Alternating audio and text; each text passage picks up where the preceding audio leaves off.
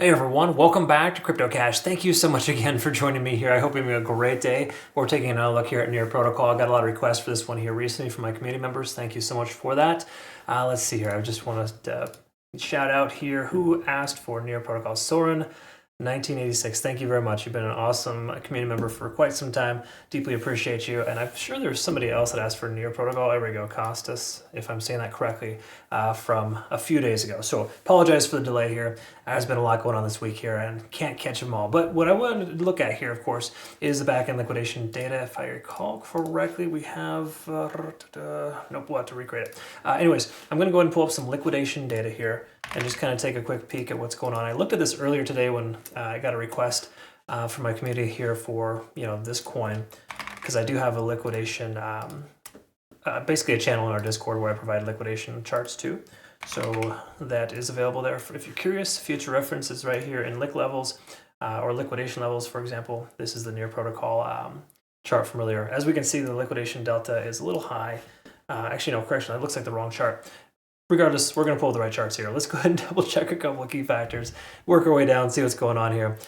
See here. All right, so this is the last 12 hours. This isn't like super telling at all, because it's kind of hard to tell when we have a lot of like sporadic levels. So let's go ahead and zoom out rather to the last 7 days. This gives us a better representation of where we're at. We can see 660 to 680 as a heavy concentration of liquidation to the upside, closer even to $7. So if we do end up breaching 660, a run towards $7 makes sense based on liquidation. Again, a lot of times you will see that happen where the price continues to run towards those upper levels. We can see this here as well, where the price action broke through 640, ran up to 660 and pulled back. So again, I would say 660 to $7 would be a solid consideration for a take profit target if we were to break through that level again. However, if we take a look here at Delta, we can see that there's more longs than shorts in the market right now, which is a good sign for sustainability. It doesn't mean the price is just going to stay where it's at or go up. It just implies more people are taking longs, so there is a distinct probability the price will go up from here. Okay. Now, I want to pull up open interest here as well, just to get perspective on where people are leveraged the most. So let's go ahead and take a quick peek at this here. So leveraged, we can see the most amount of interest here is about 612 down as low as 595. So that's really pretty much where we see the heavy concentration. And of course, some previous longs at 624. These are breakout traders that are, well, they're now successful, but actually still not. Just don't breakout trade, folks. It doesn't make any sense. Okay, so regards to that fact, let's look at the daily time frame, work our way down, see what's going on here. And when we look at this trend line here, that was generally drawn on the 4-hour time frame. So I'll clean the charts up here in a moment. I'll post that on our playout chart within our Twitter, Telegram, and Discord. It's all available here if you're not familiar. But what I want to look at here specifically is, first of all, being above all moving averages is very positive. We can see that we are up over 50 on the RSI, but not quite overextended past 70. Money flow index is above it. Folks, that's a big deal. That tells us that we have a lot more money flowing in this coin last 14 days than the previous cycle. That's huge. Okay, that shows sustainability, more likelihood the price action will go higher. I don't love this doji candle that's printing right now, but you got to recognize Bitcoin is pulling back. Okay, it's not monumental either, but Bitcoin's at 97.5, down from 99.6 from yesterday. So that is going to factor into a lot of altcoins, at least initially. Okay, the key takeaway is to find altcoins that are responding well to Bitcoin pulling back right now, and those are the ones you want to trade. Not to say this coin isn't worth it, just generally speaking, we don't see we see a pretty obvious divergence here with Bitcoin. And that's important to recognize. Okay, so let's take a look here. We can see, let's go ahead and just adjust our trend line. And what I like to do is I adjust it usually according to the 50 and or the 20 SMA. Both of those are indications that we're on the right side of track. So we're in a pretty good position right now. I'm just going to go ahead and pull our fib levels up a little bit higher, so we got perspective there. We can see we got some support at 585, but our local point of control here at 540, that's a pretty big deal. We have the most amount of control there. So if the price does pull back, 540, 560 in that range there makes the most sense for a long. Okay, now when I say to take a long position, I'm not saying take a 100x leverage long in the blind at 540. That's dumb. Don't do that. What is smart, rather, is to set limit orders for your spot bag at those areas, just in case it comes down, you can get filled, and then you don't have to worry about liquidation. Okay, if you're going to take a long at that position, you reevaluate and take a long based on what you see at that time, not what you see now, hoping for the better case scenario later.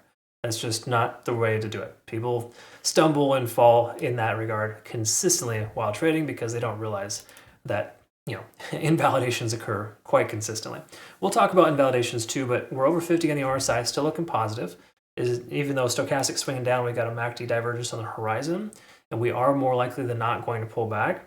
We're still in decent shape, okay? So that's not bad. Let's talk about the hourly though, just to quickly clarify. The lagging span is soon intersected with the price action. That implies a shift of momentum is happening, as well as the conversion line being over the baseline. That's positive. We're over the cloud too. Truth is, we have a lot more positive than negative stuff here. Okay, so what we really got to focus on is we kind of zoom out a little bit within the last, it's roughly last week's worth of trading. We can see two heavy concentrations of volume, 545 and 590, okay? So hypothetically, the price comes down to the 590 range. That could be a place in which we see a bounce because, of course, as we can see here so far, there's a decent amount of confluence with the cloud. We got that point of control. We've also got a fib level too.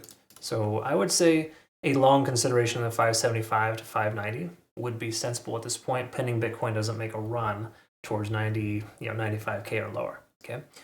For the most part, this coin has enough confirming factors that it should continue higher, but this pullback makes perfect sense. And if you look at how it's paired with Bitcoin, ever since Bitcoin lost its trend line, essentially broke free from its rising wedge pattern, we can see a very similar correlation here, okay? In fact, we saw a pretty strong knee-jerk reaction of 6% when Bitcoin corrected itself by 1%, okay?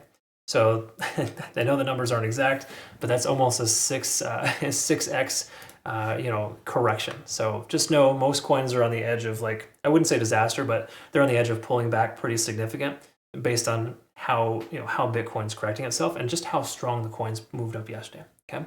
So a lot of that's happening. So right now we're seeing Bitcoin dominance kind of trying to level out. It's been on the decrease for a little while. That's why we're seeing alts pump. But for the moment, I think no trade is the best trade at this point. I would wait for 575 to 590 as a potential consideration for long. I'll post a playout chart here shortly so you can kind of see that. I forgot to mention too, congrats to our community for some awesome profits here on Cartesi, 63%, Tau, 35%, and 42% for AVAX, somewhere in that range. Basically, these are trades we just took within 1 to 4 days ago, later in the week. We're also, complete disclosure, we do have a Bitcoin short open right now as well at about 98,000. It's hard to, Bitcoin moves so fast. It's been hard to memorize these numbers. Either way, I appreciate you watching. Thank you so much. We'll look forward to seeing you in the next one. Have yourself a great rest of your weekend. Take care.